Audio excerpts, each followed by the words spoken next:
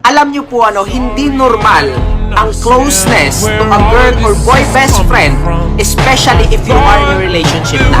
Hindi pwede na meron kang girl best friend or boy best friend, especially if meron ka ng jowa. Sino bang nagsabi na normal lang na may ka-BFF kang iba maliban sa jowa mo, sa partner mo or sa asawa mo? Especially opposite sex kayo. Especially kapag kausap mo palagi. Especially kapag mas close mo siya kesa jowa mo or sa asawa or sa partner mo. Especially kapag pinagsisilosan na siya ng jowa or partner mo. Ito makinig kayo mabuti. Alam kong na-experience nyo na ito. It's not okay. It will not be okay. Ito kapag committed ka na sa isang tao, part of that commitment is to set boundaries.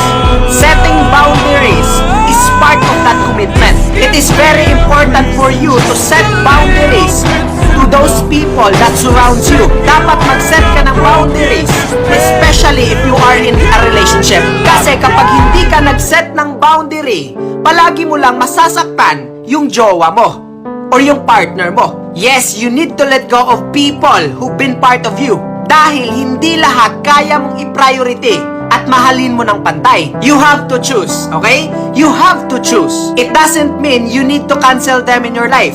But treatment must not be the same as you treat your husband and your wife. Hindi po pwede na parehas lang yung treatment mo sa ibang tao compare sa wife mo or sa husband mo. And yes, you need to change priorities. And your partner should be on the top of your priorities. Hindi pwedeng iba ang palaging nauuna.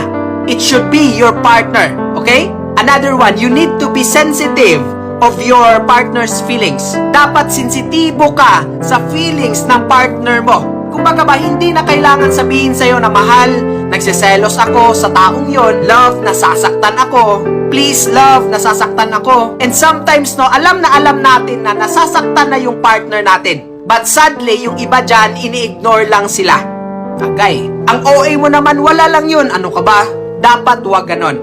Dapat hindi natin sila ginaganyan, especially yung partner natin. Alam nyo po para mas maintindihan natin ang relationship. Relationship is a commitment. Okay? Kung hindi mo man kayang mag-set ng boundaries para hindi masaktan yung partner mo, and I'm sorry to tell you, you are not yet ready to enter sa relasyon na yan. Hindi ka pa ready. Okay? Tandaan mo ito.